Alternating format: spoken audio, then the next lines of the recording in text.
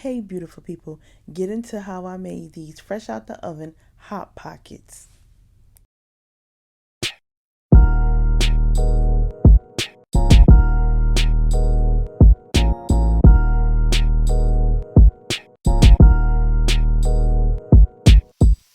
So I start out with adding a little bit of oil to my pan with frozen mushrooms, onions, and peppers.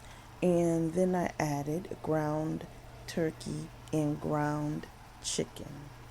And this video is brought to you and sponsored by Oils and Bars Soaps and Products. Yeah. Oils and Bars coconut mango butter bar soaps are made with real skin-loving coconut butter, mango butter. Mango butter bar soaps are fragrant with warm vanilla, juicy mango, and coconut.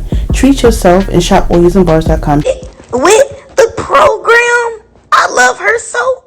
Because I wanted to taste flavor on my crust, I added some seasonings and oil to my foil. Then I prepare my dough. This is canned dough. You can use any canned pizza dough or homemade pizza dough. And so I flattened it out and I cut it into 6 pieces. And then I didn't want to use marinara sauce or pizza sauce. This is a homemade spicy barbecue sauce that I had.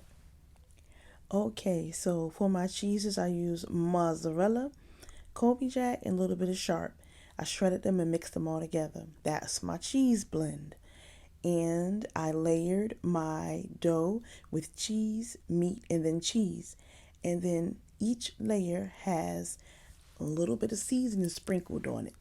So after filling my Hot Pockets, I slit holes in them and I did an egg wash. You don't need to do an egg wash.